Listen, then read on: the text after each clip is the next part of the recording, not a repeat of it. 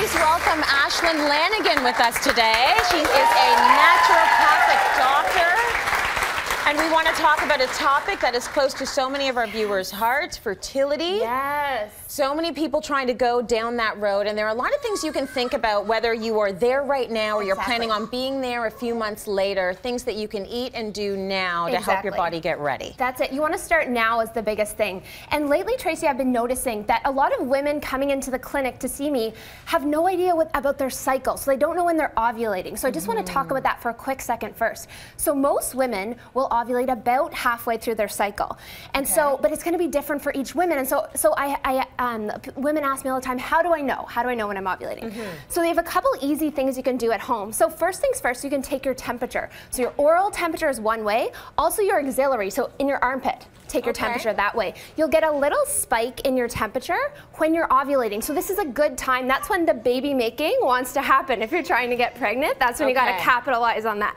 But we're talking about such teeny tiny little temperature spikes that you're going to want to make sure that you are taking that temperature like every day and looking at like 0.2 up or 0.2 down. That's it, exactly. Right? First thing in the morning, same time every day is what you want to do. So that's step one. Second thing, I'm not supposed to say this on TV, cervical mucus, ladies. That's how we know, is the other way.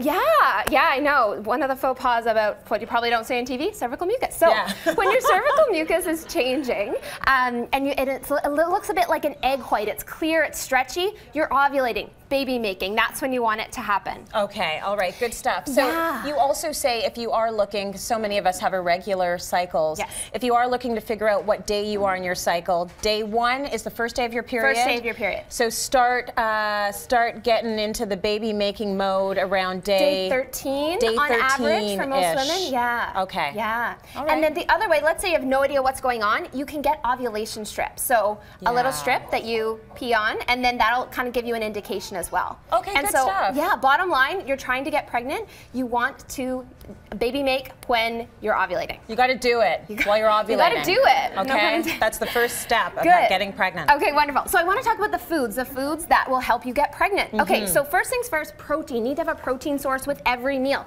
So here we have some quinoa, wonderful. Your only complete vegetarian protein has all the amino acids that you need. And then a boneless, skinless chicken breast, really easy. Yeah. Protein's so important, it balances your blood sugar levels, so it's so good for regulating ovulation. Wonderful. Got it. Next thing is your dark fruits. Yeah. So when it comes to fruits or vegetables, you want to go darker in color as possible. And so here we have some berries, some pomegranates, all wonderful, great antioxidants, really helps to alkalinize the body, and we need this to get pregnant. You want your body to be nice and alkaline to sort of promote fertility. Because apparently the sperm likes alkaline. You got it, Tracy. Right? Exactly. That's what it likes. Yeah. That's what sperm likes. You have to give them what they like. All okay, right, so next what are thing, these? This is our stinky plate here. So these are essential fatty acids.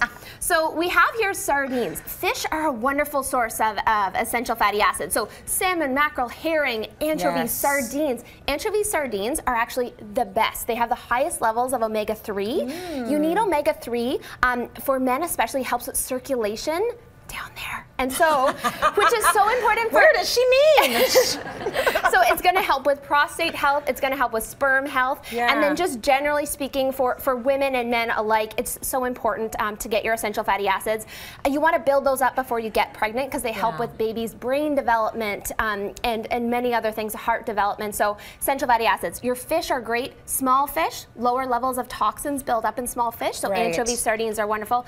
Avocado, and then some ground flax. Ground flax you can add to anything. You can add it to breakfast cereals, smoothies. So easy. So I take note, though, that you are mentioning that there are things that men need to be doing and eating as well. Exactly. Fertility is a two-way street. Yeah. So you both want to be putting this stuff into your body. We always think about the woman. What's the woman doing? Right. The men is it's 50-50. Absolutely. Yeah. Okay, so what do we have down here? Oh, no, leafy greens we know. Okay. This is a must for everything. Exactly. Alkalize, so important for men, especially those leafy greens. And kale, spinach, Swiss chard, all great. So both partners want to eat those. Okay. Next up is fiber. So fiber, all we hear about is oat, wheat are such good fiber sources. Lots of beans here. These are lentils, yeah. So lentils are actually the best source of fiber, that you get much more for bang for your buck when it comes to lentils. So a nice variety, lima beans, chickpeas, a couple different kinds of lentils here. So good.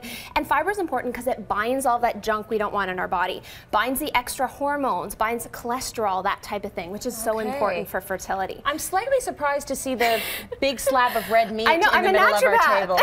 Yeah, so this Very is surprising. I'm going to assume this is about iron. Yeah, exactly. So women, number one thing for women is iron when you're trying to get pregnant. If your iron levels are low, a lot of women won't ovulate. And so it's so important to get the iron. So if you're a vegetarian, that's wonderful. You can still get it. Spinach and lentils, again, are so important for iron. Here we have some kidney beans, which are wonderful.